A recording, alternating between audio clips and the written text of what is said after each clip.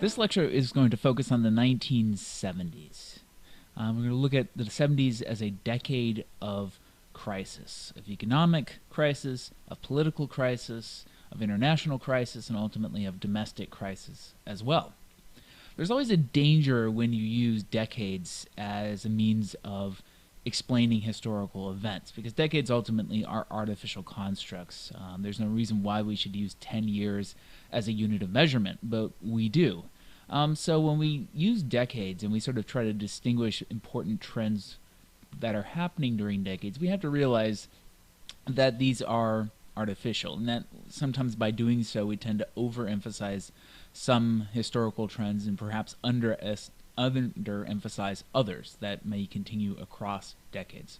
So I just want to sort of make that caveat, that kind of explanation before we discuss this decade, because some of these changes certainly happened before the decade, and I'll do my best to explain so in the course of this lecture, and they certainly carry on into the subsequent decades. But the 1970s is certainly a decade that we see a lot of these major crises striking the United States. And it's a decade in which these crises are made even worse because of the very high post-World War II expectations that many Americans had. The decades from the end of World War II up until the beginning of the 1970s were arguably incredibly prosperous decades for the United States and for Americans. Many Americans, for the first time in their lives, entered the middle class. They received college educations, or they obtained very good, strong, well-paying union jobs that didn't require college educations. And in either case, they made a fairly reasonable amount of money and were able to sort of live the middle-class lifestyle that they had aspired to, and certainly many of in cases their parents had aspired to. So for people growing up or coming of age between the end of World War II, 1945, and the beginning of the 1970s, this was a great time period. These were a golden period in American history, despite all the sort of social unrest of the 1960s and despite the war in Vietnam and all these other problems that happened in the 60s. Arguably, this was a very good time period for many Americans. And abruptly, in the very early part of the 1970s, this period of prosperity, of economic prosperity, of relative social prosperity, comes to a halt and comes crashing down, and it just creates a real sense of crisis in the United States. Between 1945 and 1970, the United States, again, is in a very prosperous position. The U.S. is primarily an exporting nation. The U.S. is exporting a considerable amount of the material that people throughout the rest of the world are using. So U.S. is a net exporter. We're exporting more than we're bringing in. And as a result of that, we're making a lot of money. A lot of money is flowing into the United States. And the balance of trade is in the U.S. favor. In other words, the U.S. is exporting more than it's importing. It's taking in more money than it's paying out to other nations. The military-industrial academic complex, this term, the shorthand term for the relationship between the U.S. government, corporations, and academia that had developed during the Cold War, had been very successful in putting a lot of people to work. A lot of college graduates got jobs in industry or got jobs working for the government. A lot of businesses were very successful because they were largely being funded by the government for military purposes or for national defense purposes. And as a result, for most Americans, job security was really an all-time high. Wages were outpacing inflation, which meant that people had more money to spend. And in many respects, life was very good. There was this common sense of prosperity, and it was consumer prosperity. People spent money on stuff, and they were able to accumulate things because they had that money to spend, and they could save and spend at the same time, and they had enough money to do so.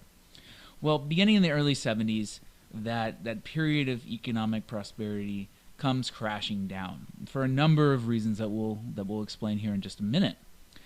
One of the reasons for this is that domestic spending in the United States really got out of control during the 1960s because Presidents Kennedy and then Johnson and Nixon ultimately were trying to spend money on too many different things. And the biggest problem was that a lot of money was going out for the Vietnam War, talking about millions, hundreds of millions of dollars, but an equally large amount of money was going out to support the so-called Great Society projects that Lyndon Johnson had initiated, Medicare and Medicaid. educational programs, anti-poverty initiatives. So the U.S. government was just spending far more money than it was taking in a sense, and it was starting to run deficits and debt, and the debt was starting to grow. And as a result of that, this creates an economic situation in the United States that's rather difficult because the government was having a problem sort of meeting some of its obligations, its financial obligations. There's a trade balance that begins during this same time period. Here we have a graph that shows this. In the 1970s, balance of trade was roughly even. In other words, America was exporting, in terms of financial terms, was exporting as much as it was importing. It was basically breaking even. It was paying out other countries for products as much as other countries were paying the U.S. in net terms for products. But during the 1970s, this trade imbalance begins to start moving away from in Americans' favor, especially as we begin to see the first instances of trade deficits starting in 1971, where in fact the U.S. for the first time in the post-World War II era is actually sending out more money than it's taking in for products on a nationwide scale. And the reason for that is there's multiple factors. One was that in the automotive industry in Japan and Germany was becoming very successful during this decade. German manufacturers were manufacturing cars that Americans wanted to buy. Japanese manufacturers had started developing small, inexpensive cars that appealed to Americans who didn't have as much money. And over the course of this decade, more and more Americans are willing to start buying cars made internationally as opposed to being American-made. By the end of the decade, about 35% of U.S. cars are being imported. And this is just a remarkable figure since most Americans had bought American-made cars prior to the 1970s. So this trade balance begins to grow and grow. Over the course of the 70s, there are a few years where it's a positive again, but then especially beginning around 1975, 76, it starts getting more and more negative, and finally by the early 80s, it just completely drops off a cliff in many respects. One of the reasons for this is, of course, as I mentioned, this economic imbalance is more and more people are buying foreign-made products, and more U.S. companies were beginning to outsource production to overseas, which meant that while the companies themselves were making money, a lot of that money was ultimately going overseas. And what happens is it starts to create trade imbalance problems, imbalance of payment issues. And in financial terms, what it means is that U.S. dollars are fleeing the United States to foreign countries. And at this point, the United States was still on the gold standard, which meant that U.S. dollars, paper bills, could be exchanged literally for gold at a one-to-one relationship, that foreign countries could take U.S. currency and say, we want gold in place of greenbacks, in place of dollar bills. Well, as more and more foreign U.S. currency leaves, as people spend money on products made overseas, and foreign governments want to cash in those greenbacks for gold, this starts to deplete the U.S. gold reserves. And there's a sense of political crisis that the U.S. gold reserves are being depleted and at a very quick, rapid pace, and the U.S. begins to worry about what's going to happen. Ultimately, in 1971,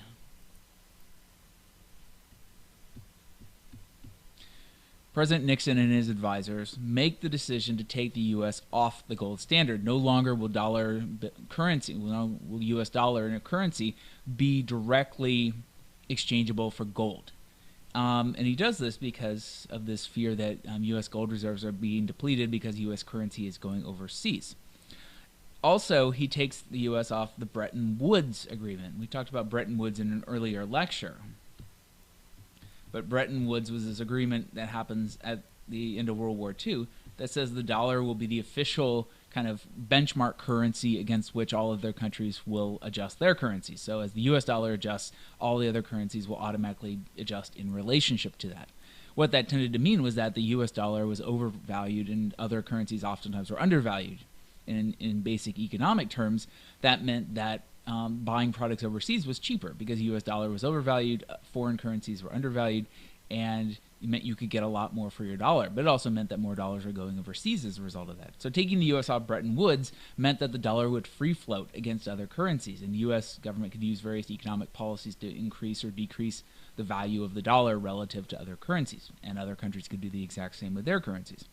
Well, what this does is, again, it ends the U.S. dollar as a fixed standard against other international currencies and leads to a major shift in the value of the dollar. A lot of other countries start kind of panicking because they see the U.S. is changing the rules of the game, and they go off. The UK goes off the British pound sterling as their standard, and their currency starts to free float against the dollar. Other countries in Europe take the same measure, and so all of a sudden it's sort of all the rules have changed, and no longer is there a gold standard, no longer is the US dollar the currency against which all other currencies are measured, and this causes a major weakness as a result in the dollar. The dollar becomes very weak against other foreign currencies. Well, as this weakening of the dollar is happening internationally, another crisis happens, and this is the oil crisis that begins in 1973. In 1973, OPEC, the Organization of Petroleum Exporting Countries, which was primarily Middle Eastern nations and a few other countries outside the Middle East, makes a decision to impose an oil embargo against the United States and a number of other European nations in response for support of Israel during the 1973 Yom Kippur War against its Middle Eastern neighbors. And in this case, it's seen as sort of a way of punishing the United States for supporting Israel. Israel had been attacked, and the U.S. had helped essentially bail out the Israelis through massive both financial and military support during the war. Well, this causes a major oil crisis because with the essentially supply of oil cut off from the Middle East, there's not enough oil in the United States for gasoline or for electrical generation purposes, and this price goes up considerably because essentially demand is inelastic. In other words, people can't just stop using oil right away. So because of that, the price goes up. And the price increases 4 times in less than a year and causes a massive amount of inflation because oil prices going up leads to food prices going up because you use gasoline to transport food, and you use gasoline to power farm equipment, and so pretty soon everything is going up. Food prices are going up, oil prices are going up, everything is going up, and this starts to create a major disaster for U.S. industries because they can't afford to manufacture and they can't afford to sell at the old prices. They have to raise prices, and American consumers suddenly can't afford to buy things because their wages aren't going up to meet the inflation. Of course, this oil crisis for Americans means no gasoline. Suddenly gasoline is unavailable. And as a result of that, rationing, in a sense, begins to take place. The U.S. government imposes these special rules about when everybody's allowed to get gasoline, when only commercial gasoline can be sold, or when there's no gasoline available. And essentially a form of rationing goes into effect during the worst months of the crisis immediately after the 1973 embargo begins. And of course, this creates a real sense of urgency in the United States as Americans who are used to being able to get gasoline whenever they wanted to and as much as they wanted to suddenly find themselves unable to travel because they can't get gasoline. Truckers become concerned because it makes it harder for them to make a living, for independent truckers, and this creates a real political crisis in the United States. The other aspect of this is that it leads to something called stagflation.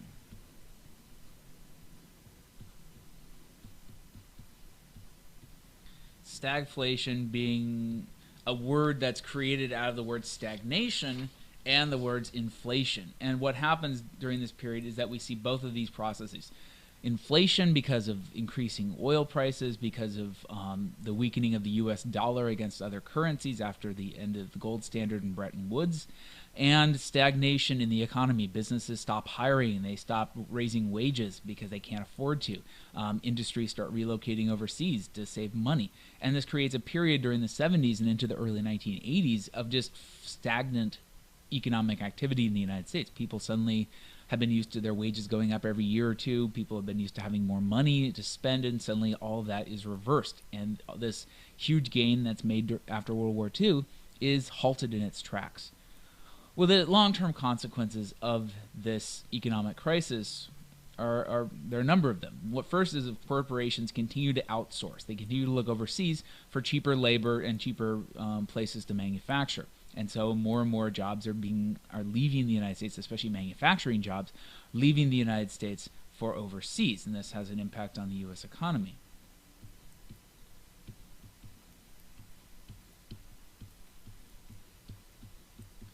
We also see a decline in public services as a result of this. Because as more and more good jobs are going over the seas, people are having to take lower paying jobs, or they're just losing their jobs. They can't afford, they're not paying as much in taxes. They're not being able to pay as much for nice homes. So local cities, states, and ultimately the federal government begin to take in fewer and fewer tax dollars. And this leads to having to slash budgets. And so suddenly they can't spend as much money on police services or as much money on fire services. And this really leads to a decline in the quality of life for people who are living in these locations. It also leads to a gap between rich and poor. The rich are able to hang on to more of their money through various means than the poor. And the poor, who are dependent on the work that's going overseas or the companies that are shutting down, they can't find replacement jobs as easily. And so we begin to see a greater gap. The gap between rich and poor has been shrinking since the 30s, and suddenly that reverses. And of course, the poor are most affected by stagflation because they're the ones who have the poorest jobs. They can't afford to save money and put it away in banks, which are paying very high interest rates at this point. And instead, they're having to try to survive as best they can on what they could get.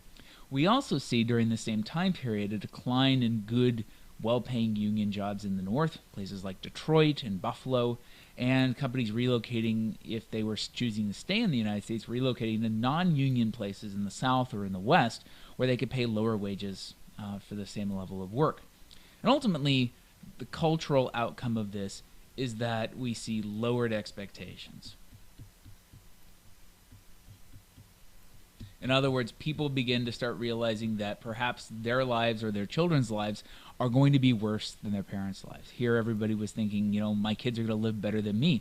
Suddenly, people start questioning whether that's the case. This quote-unquote American dream of the next generation being better than the previous, people start to question that. And it also, of course, leads to this creation of, in some ways, a permanent economic underclass in the United States. People who just simply have no ability and no expectation of rising up from poverty and living better lives. People who essentially sort of, essentially resign themselves to being poor their whole lives. So this economic crisis of the 70s has a very strong kind of social impact and cultural impact on the United States during the 70s and the decades that follow. Now, in addition to this economic crisis of the 70s, we also have a political crisis. And it's a political crisis that, just like the economic crisis, has a strong impact on Americans' belief in government, Americans' belief in their political leaders. Because before the 70s, politics had been largely considered to be an honorable profession. Of course, there were corrupt politicians. Everybody knew that. But media tended not to report on that quite as much. There tended not to be perhaps as high a level of corruption, or the corruption tended to be financial corruption in a sense, and not sort of a moral corruption or deliberate misrepresentations, things like that. But during and after the 70s, there's a growing disenchantment with politics and with the American government, in a sense that instead of the government being there to do good things for the American population, that the government was a problem. The government lied. American political leaders did their best to deceive the American public and not tell them what was really going on. A lot of this, of course, came about as a result of the Vietnam War of the 1960s that doesn't eventually end until 1973, when U.S. troops are finally withdrawn in total.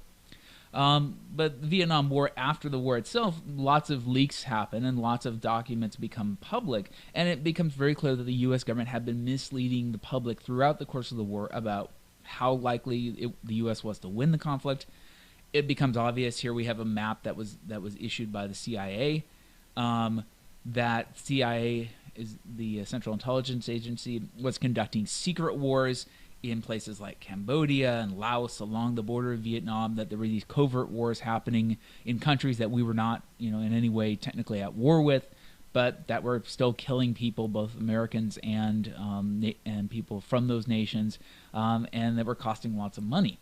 And ultimately, as the scope of the conflict is revealed, the fact that nearly 2 million civilians are killed in Vietnam during this conflict, that, again, thousands of Americans are killed during this conflict, people become much more skeptical of the U.S., the motives and sort of the honesty of American political leaders.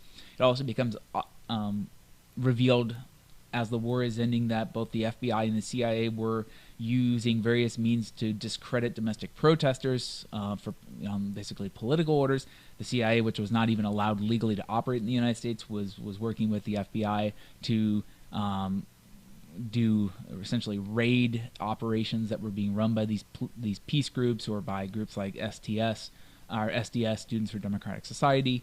And so in a sense, it becomes very obvious that the government was essentially really abusing its power and misusing its power. So people begin to go very skeptical of the overall honesty of the government. The one event that really contributes, of course, to this sense of really doubting the integrity and honesty of politicians is the Watergate affair.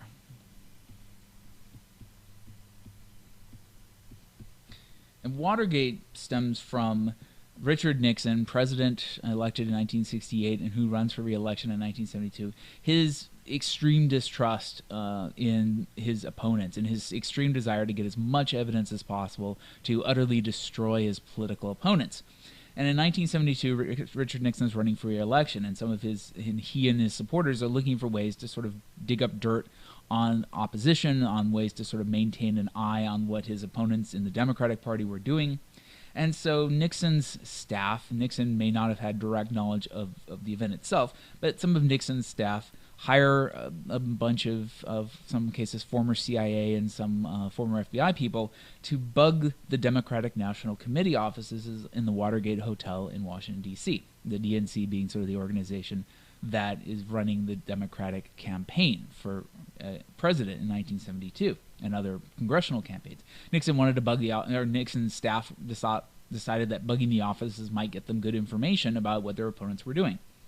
Well, eventually these people who are hired to bug the office, the plumbers as they're called, they get caught through a variety of bungling actions on their part.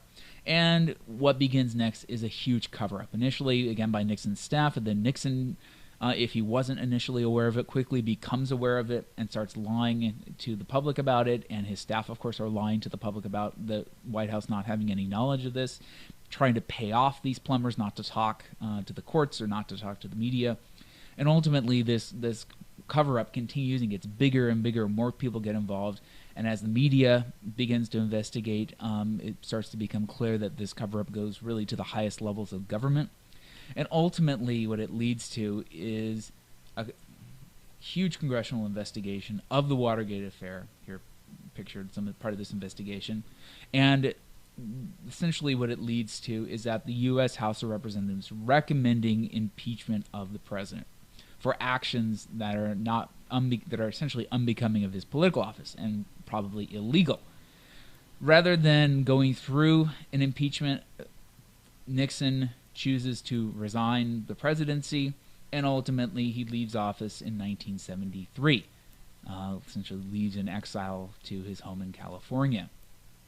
Well, in Nixon's place, his vice president, Gerald Ford, takes office, and Ford fairly quickly decides that the best course of action is to pardon Nixon to spare the country a trial that might, lead to more kind of distrust in the U.S. government.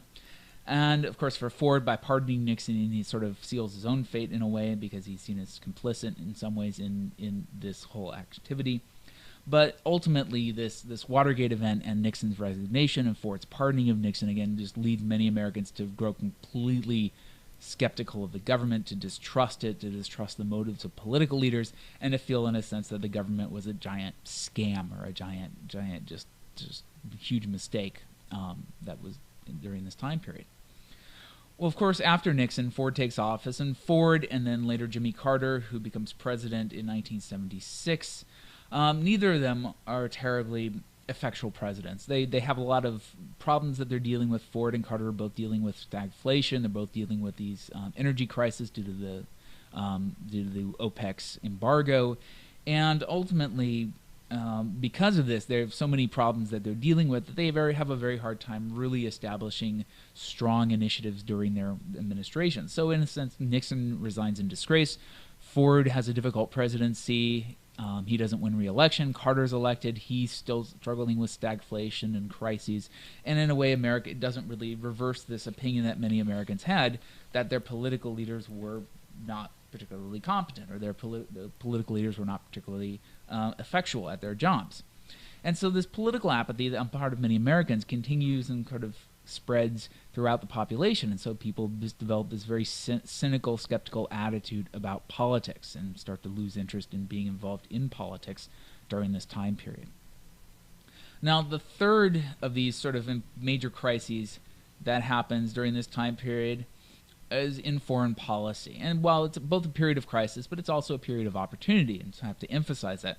The crisis itself largely comes about, again, as a result of the Vietnam War, and it's oftentimes termed the Vietnam Syndrome. It's sort of the shorthand phrase, or the Vietnam effect, sometimes it's also called. And what happens is that the American public and American political leaders go very wary of American military forces being involved in overseas activities. And so for really a decade or after the end of the Vietnam War, American military is very hesitant to do anything that might lead to putting American lives at risk. American political leaders, Ford and then Carter, are very hesitant to use the military as a foreign policy option, to send American troops overseas to places where that might get hurt or killed, not to take military risks. And there's a very strong sense that America couldn't afford to take military risks anymore. And as partly a result of this, sort of this Vietnam effect or Vietnam syndrome, we see a decline in American hegemony.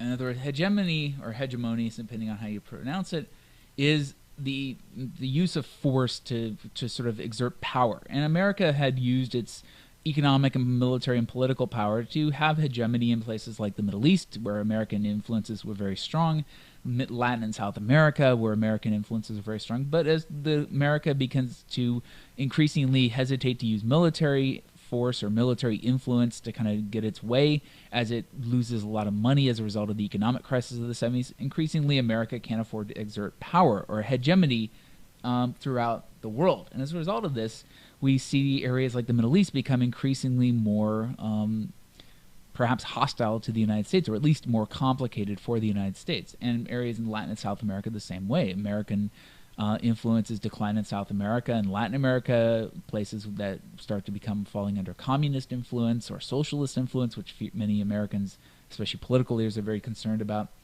We see a growing threat from political terrorism throughout the world, both in Europe and in the Middle East, and also ultimately the rise of religious fundamentalism in the Middle East, the growth of a radical kind of Islamic movement that begins in the Middle East and eventually spreads and ultimately has broader impacts on the world in the 1980s and 1990s.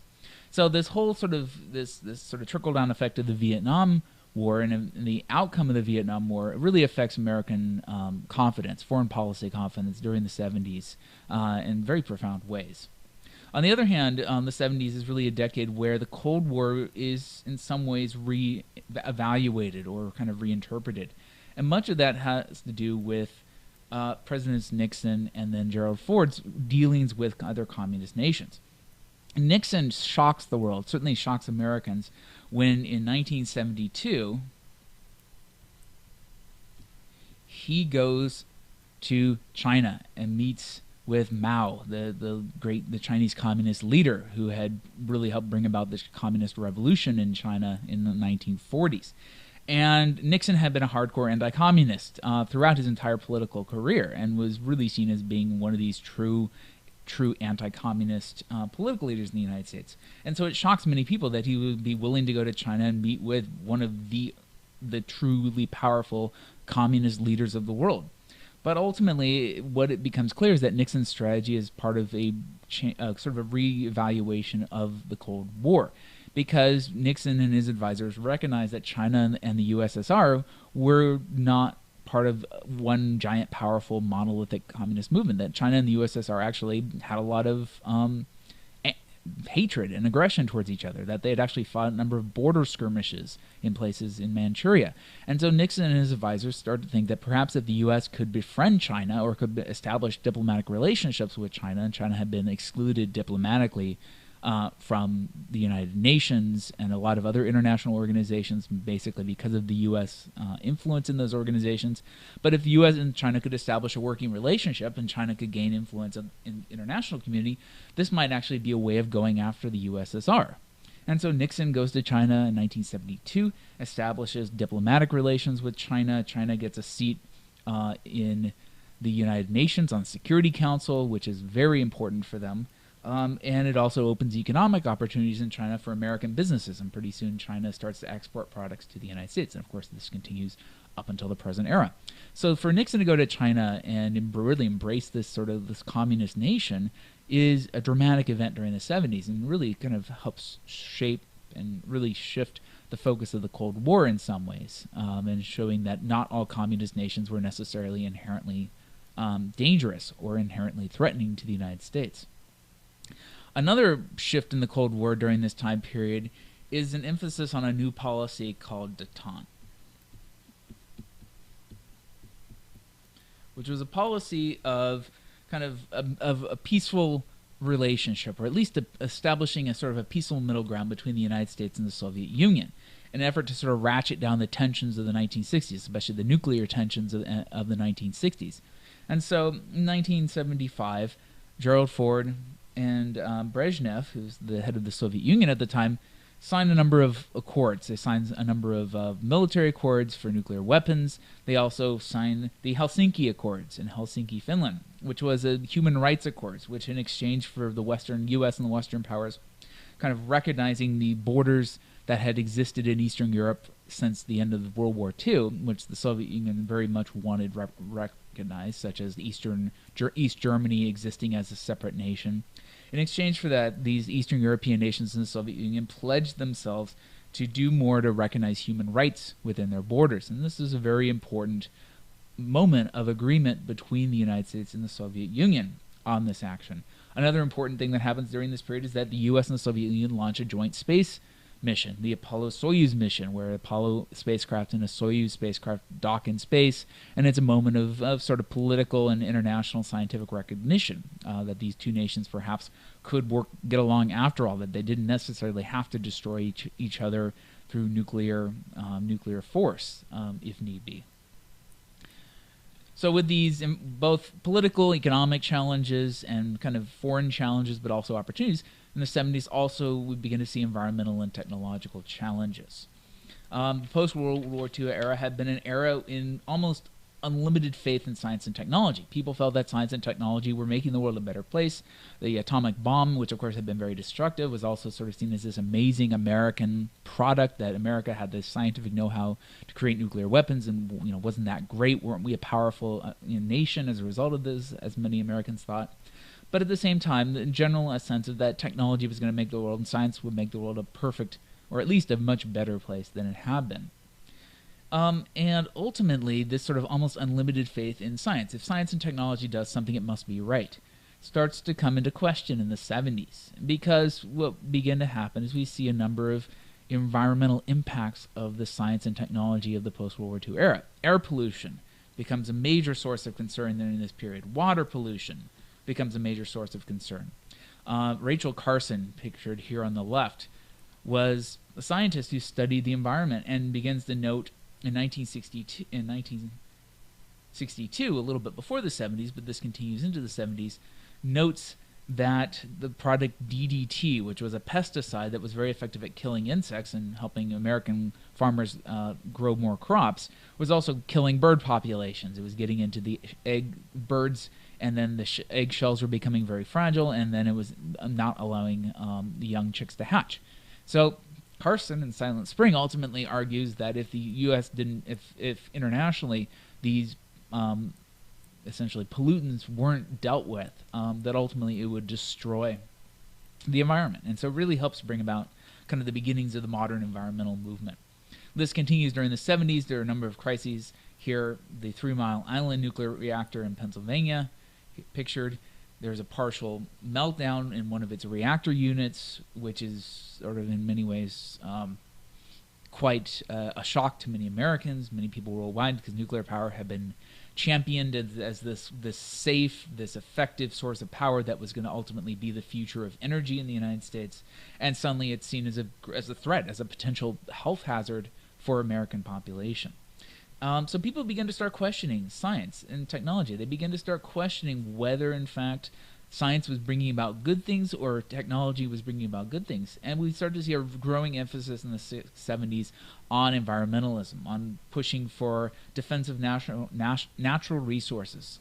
We started to see bills passed to regulate air pollution, to regulate water pollution, to promote wild and scenic rivers, to do more to reverse the problems of environmental pollution that have been caused by this new technology of the post-war era. An increasing emphasis on sort of a new do-it-yourself ethic of getting off the grid, as some people put in the Whole Earth catalog here, being sort of a catalog for people to do things themselves, as it says, access to tools to do it yourself. And so this whole idea of sort of people stopping, not depending so much on big businesses anymore, not depending so much on the grid, quote unquote, but doing it more themselves, being more independent, not being part of the problem, being part of the solution in terms of environmental issues. So all this is a really big shift in kind of America's way of thinking during the 60s and certainly the decade of the 70s.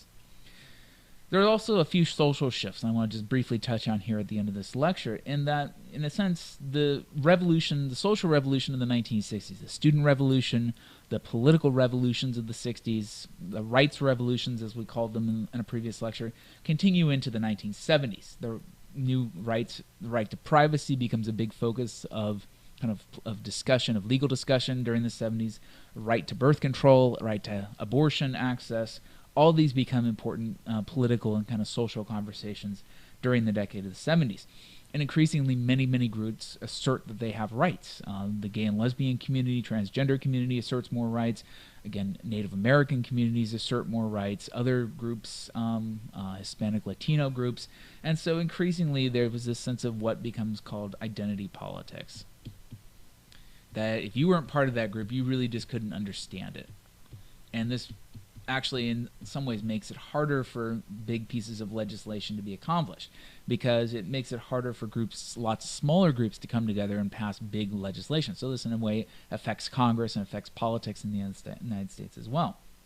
So ultimately you have all these important shifts in social scenes that take place during the 60s and that create during the 70s a decade where Americans were beginning to sort of reevaluate socially and culturally how they really fit into the broader society, questioning, whether things like premarital sex were wrong, whether things like birth control were wrong, whether going to psychologists and getting therapy was a bad thing or a good thing. And many people start to question these older cultural notions and change their minds, and ultimately generates what becomes known in later years as a me generation.